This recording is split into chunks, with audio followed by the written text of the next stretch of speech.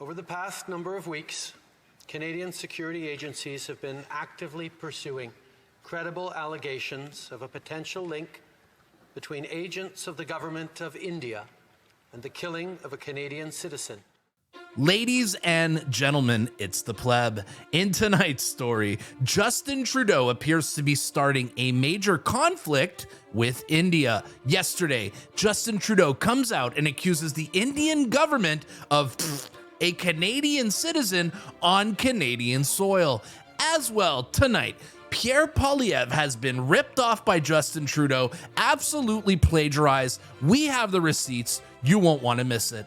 And in our last story, the Million March for Children is going on tomorrow all across the country. Parents, Muslims, Christians are coming out and telling Trudeau, leave our kids alone. You won't want to miss tonight's story. Stick around.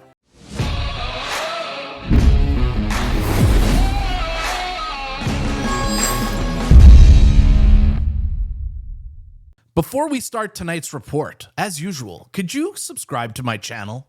I'm going to tell you guys, and have always told you guys, the stories that the mainstream media won't cover. So if you guys could help me out, hit the subscribe button, let's fight that censorship, and let's start the report.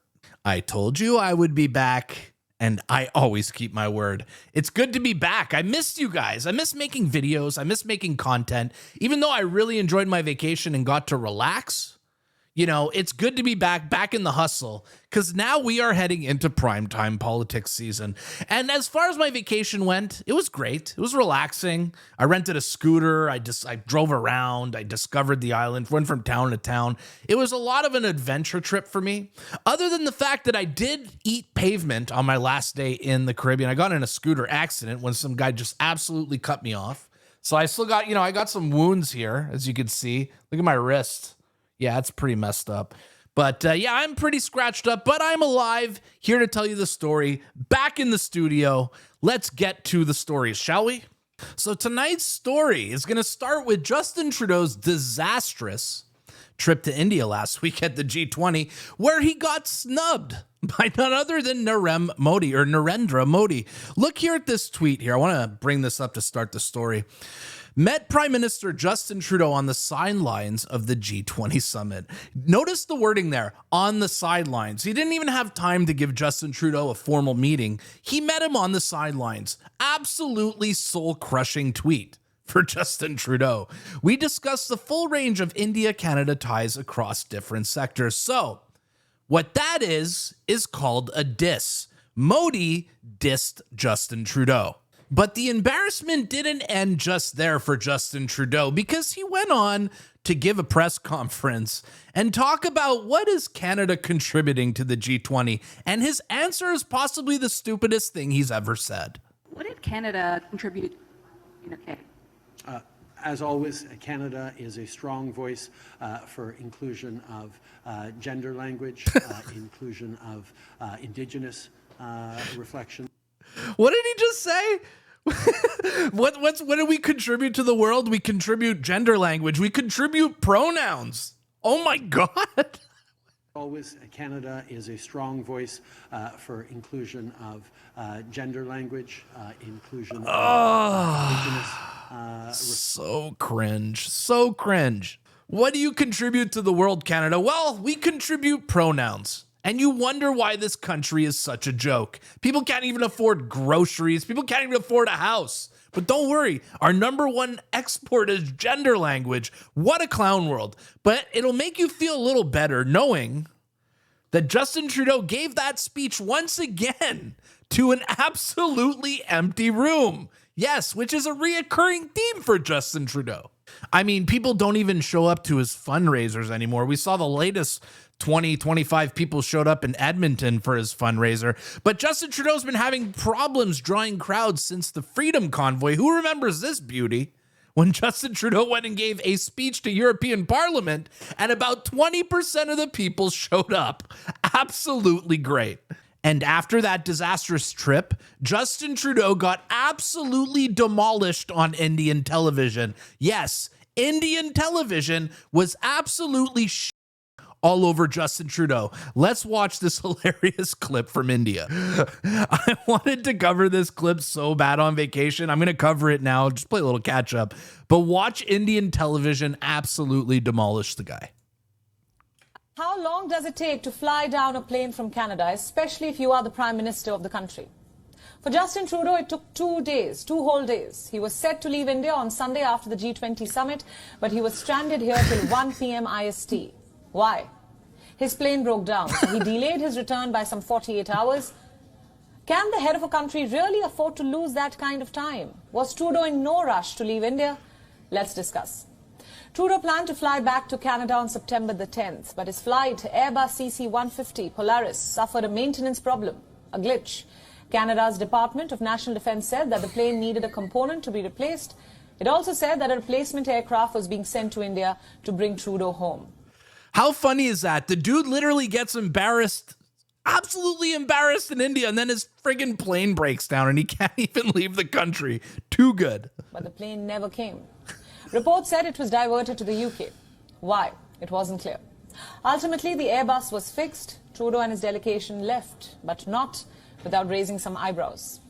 Is this the state of Canada's infrastructure, that the Prime Minister has to wait for 2 whole days just to return home? It wasn't the first time this has happened. Trudeau has been left red-faced by multiple such breakdowns. In 2018, when Trudeau was headed to India on his previous visit, a sensor was damaged on his plane. This led to a 3-hour-long refueling stop in Rome instead of the usual 90 minutes.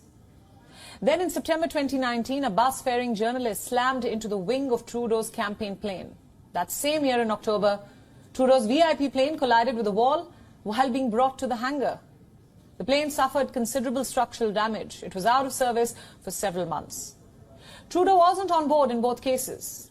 In December 2019, the Canadian Prime Minister had to use a backup plane to attend the NATO summit. Even that jet was grounded in London as the Royal Canadian Air Force discovered a malfunction in the aircraft. You see, the Canadian Air Force has a spotty record. And it's not just the transportation, it's also Canadian buildings, like the Prime Minister's official residence, for example. This is the 24 Sussex Drive. It might look fine from the outside, but on the inside, it is a haven of rodents, mold, and all things nasty. Wow. From the Rashtrapati Bhavan to the White House to 10 Downing Street, political leaders live in some of the world's most iconic official residences. But that's not the case with Canada. The 24 Sussex Drive residence is unlivable. Damn, so they're trolling us for having weak planes? embarrassing Air Force. Now they're trolling us for not even having a proper residence for our Prime Minister. This is brutal. This is brutal. It was once Justin Trudeau's childhood home. He lived there when his father, Pierre Elliott Trudeau, served as Prime Minister. But 24 Sussex Drive has sat vacant since 2015. It is infested with rodents. Its roofs leak. Rusted water pipes are near collapse. Electrical wiring has aged. Walls are covered with mold and asbestos. Oh my I repeat, this is a Prime Minister's residence we're talking about. Trudeau never wants to live in the Prime Minister's official residence. He doesn't want to spend taxpayers' money on maintaining the house, he says. When he became the Prime Minister, he moved to a government-owned 2-story heritage building a kilometre away from the official residence. The 24 Sussex Drive is a national symbol gone to dust. Isn't it a shame? And why just the Prime Minister's home? Canada's public infrastructure has been falling apart too. Look at this report. It clearly says Canada's key infrastructure is in urgent need for renewal. We're talking about roads, bridges, libraries, arenas and other infra projects which Canadians rely on daily. Canadian infrastructure seems to be crumbling. What happened to Trudeau's plane in India was the latest example. Trudeau's whole trip to India was rather awkward, and it ended being even more awkward. His presence at the G20 summit was low-key. On top of that, he got an earful from Prime Minister Modi over Khalistan extremism in Canada. You see, Trudeau hasn't done much to rein it in. In a press conference later, Trudeau said that Canada will always defend freedom of expression and peaceful protests. But do we really need to remind him that the anti-India protests in Canada have been far from peaceful? Ottawa also recently suspended negotiations on a trade treaty with New Delhi. And after all this, the Canadian Prime Minister wasn't able to fly back home on time. With no meetings planned, he stayed in his hotel with his son. Trudeau's visit to India in 2018 was equally unfortunate, if not more. His bhangra moves and heavily embroidered kurtas made him look more like an actor on a movie set or a guest at a wedding than a politician who was there to talk business. He played tourist before leading political talks. The expedition was 8 days long. Reports said India had urged Canada to cut it short. But Trudeau wasn't in a rush to leave India. Neither then nor now. Only the reasons, it seems, have changed. Why can't our media be like that with Justin Trudeau? My God, that was so savage. So that was an absolutely embarrassing clip on the news. The Indians clearly don't like Justin Trudeau, and Justin Trudeau left India absolutely embarrassed. But Justin Trudeau came back to Canada and yesterday was on the floor of the House of Commons and dropped this absolute bombshell. Over the past number of weeks, Canadian security agencies have been actively pursuing credible allegations of a potential link between agents of the government of India and the killing of a Canadian citizen, Hardeep Singh, Najar. Wow. And it wasn't just Justin Trudeau, it was also Jagmeet Singh, who came out on Twitter yesterday saying, "Today we learned of allegations that agents of the Indian government murdered Hardeep Singh Najar, a Canadian on Canadian soil. To all my Canadians, this is my vow. I will leave no stone unturned in the pursuit of justice, including holding Narendra Modi accountable." Does that sound like a threat to you? And underneath that tweet, Jagmeet Singh is literally hiding replies. Look at this reply he hid from Jagmeet Singh's Hypocrisy, which is a hilarious parody account telling writing underneath, "Just don't ask me to go to India." Jagmeet Singh didn't like that reply. Because if you watch my channel, you know Jagmeet Singh is not allowed in India. So for those asking who Hardeep Singh Najar was, he served as president of the Sikh temple where he was unalived. He also worked as a plumber, according to Global News. He came to Canada in 1997 and claimed refugee status, having used a fake passport to enter the country. So this guy tried to get into our country illegally, the legal documents. His refugee claim was rejected, but 11 days after that, he married a woman who sponsored him for immigration. That too was rejected. Nice. Tried to pull the double scam. Although Najar called himself a Canadian citizen and Trudeau referred to him as such in the House of Commons Monday. So then Mark Miller, the Minister of Immigration, comes out and confirms that Hardeep Singh Najar became a Canadian citizen on March 3rd, 2015. I hope this dispels the baseless rumors that he was not a Canadian. Okay, let me get this story straight. This guy comes to Canada with a fake passport. Strike one. Highly illegal. Then he tries to set up a sham marriage to get his citizenship. Strike two. And you guys still give him his citizenship. Even after he came into this country with a fake passport, why are we rewarding criminal behavior? Absolutely ridiculous. And then the following morning, Justin Trudeau comes out to the press saying he doesn't want to escalate things with India. Let's watch this clip here. India has denied the allegation and expelled a Canadian diplomat. What's your reaction to that, and how confident are you in our intelligence with this denial? As I've said, India, the government of India, needs to take this matter with the utmost seriousness. We are doing that. We are not looking to provoke or escalate. We are simply laying out the facts as we understand them, and we want to work with the government of India to lay everything clear and to ensure that there is proper... Ah, yes, Justin Trudeau's not looking to escalate things, but look on the Canadian website this morning. The country of India now has a travel advisory on them for Canadian citizens, saying to exercise a high degree of caution with regional advisories. Does that look like escalation to you? So Justin Trudeau kicks out diplomats, puts travel advisories on India, and says he's not trying to escalate things. That just doesn't make very much. In our next story, tomorrow is the day. The Million March for Kids all across Canada is something I've been hyping up on this channel for a very long time here. It's going to be taking place all over the country in every major city I will be in Ottawa tomorrow live streaming it. For those of you who cannot make it, the Million March for Children is going to be absolutely epic. Tomorrow's protests around the country is looking to be a very massive success. But with every big protest, there is going to be a counter protest, and you won't believe where the counter protest is coming from. So apparently the public sector unions have put out a call to all other unions to come and counter protest the Million March, saying that there's no space for hate in Ontario. But yes, the COOP is getting involved, the BC Federation of Labor, and all types of other unions are going to be there to disrupt this Million March. Now, can I ask you guys a question? Why is public service unions getting involved in protests like this? What if I told you that your union dues is literally funding woke counter protests? Don't believe me? Well, we actually have a leaked clips here from a meeting amongst all the unions who are coming out to counter protest this. And the clips are absolutely crazy. I want to show you guys exactly who the reps and at the top of your unions, who these people truly are. We have a bunch of leaked audio and leaked clips from this meeting amongst the union leaders organizing a counter protest against the Muslim parents. Listen to the way they talk to each other, just to give you a better idea of who these people really are. Patience. Peter. Thank you, sisters and brothers and comrades. Peter. Wow. Peter, he, him. Did he just call his fellow union members or union organizers comrades? Like literally socialist communists? Listen to that. Listen.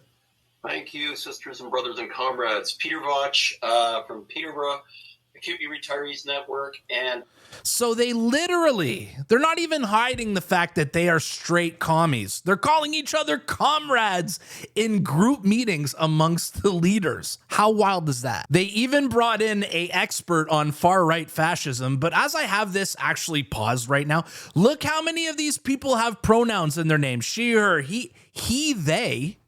Jake, he, they, she, her, he, him, she, her. Man, like 3/4 of these people have pronouns in their Zoom names. Look at this. The fascists are organizing in the streets.